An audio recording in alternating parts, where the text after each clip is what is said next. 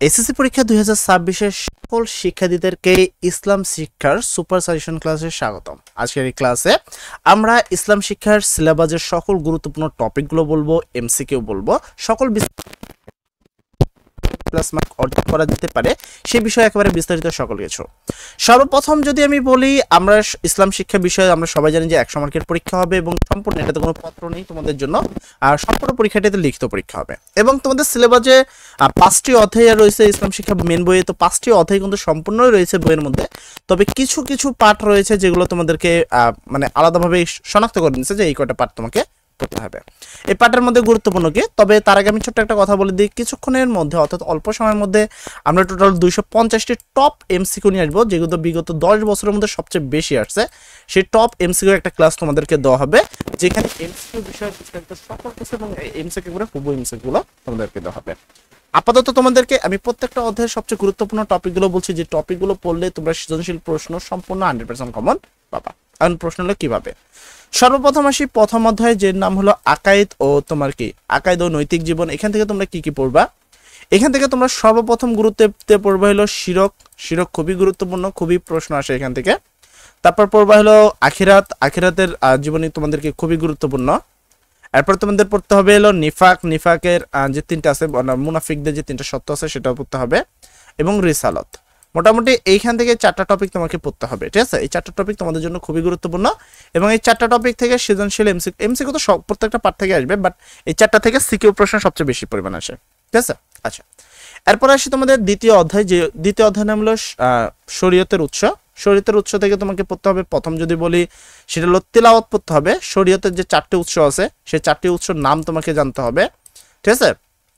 এই সূরাগুলো তেমন একটা গুরুত্ব না, তবে তুমি চাইলে প্রত্যেকটা সূরার প্রথম 2-1 লাইন পড়তে পারো, জাস্ট এমসিকিউর জন্য। আর এখান থেকে হাদিসের মধ্যে সবচেয়ে বেশি গুরুত্বপূর্ণ হাদিস হলো পাঠ 15, যেটা হলো বৃক্ষরোপণ সম্পর্কিত হাদিস। খুবই গুরুত্বপূর্ণ, এটা তোমাদেরকে এটা পড়তে হবে। বৃক্ষরোপণ সম্পর্কিত হাদিসটা খুব আসে। তারপর হলো 19 নাম্বার, মানে হাদিস নাম্বার 8, ব্যবসা সততা সম্পর্কিত হাদিস। এই 2টা হাদিস থেকে তুমি 100% শিওর থাকো যে এখান থেকে সৃজনশীল প্রশ্ন পারবা। এখান থেকে প্রশ্নটা আসে বৃক্ষরোপণ বা ব্যবসা থেকে। ব্যবসাটা মাস্ট বি, ব্যবসাটা 5 স্টার দিতে পারো, যে এখান থেকে সবচেয়ে বেশি পরিমাণ প্রশ্ন আসে। তাহলে এখানে আমরা শরীয়ত পড়বো, তিলাওয়াত পড়বো, হাদিস, এই 2টা হাদিস সবচেয়ে বেশি গুরুত্ব দিয়ে পড়বো। এর পরবর্তী তুমি ইজমাটা পড়তে পারো, মোটামুটি ইজমার কিয়াস সম্পর্কিত একটা ধারণা রাখতে পারো আর কি, ঠিক আছে? ইজমা সম্পর্কিত একটা ছোট ধারণা রাখবা। আচ্ছা, এরপর আসে হলো তোমাদের তৃতীয় অধ্যায় ইবাদত। ইবাদতে তোমাকে পড়তে হবে হলো সালাত, ঠিক আছে, সাওম। তো এই দুটো এমসিকিউর জন্য পড়বা, এমসিকিউর জন্য, এটা সিকিউর জন্য না।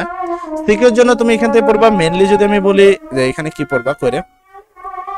আচ্ছা, হজ টপিকটা পাচ্ছেন। আচ্ছা, এছাড়া তুমি পড়বা হলো জাকাত, ঠিক আছে? আচ্ছা, এখান থেকে একটা পড়বা। পাশাপাশি এখানে এসে হলো ছাত্র ও শিক্ষকের মধ্যে যে সম্পর্ক, এই ছাত্র শিক্ষকের মধ্যে সম্পর্ক পড়বা। চতুর্থ অধ্যায় হলো আখলাক। আখলাকে পড়বা হলো তাকওয়া। তাকওয়া গুরুত্বপূর্ণ, তাকওয়াটা পড়তে হবে। তারপরে এখান থেকে পড়তে হবে গীবত। গীবত তোমাদের প্রচুর পরিমাণে প্রশ্ন আসে, ঘুষ আর সুদ, ঠিক আছে? এটা তাহলে কি কি পড়বো আমরা? তাকওয়া, গীবত, ঘুষ, সুদ।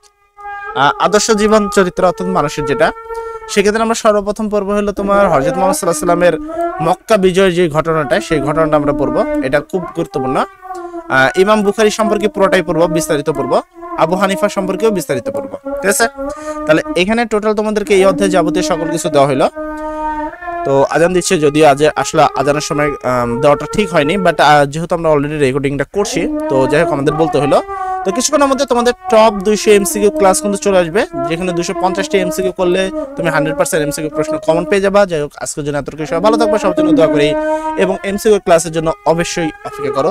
অল্প সময়ের মধ্যে তোমাদের এমসিকিউ ক্লাসটি আছে। আসসালামু আলাইকুম।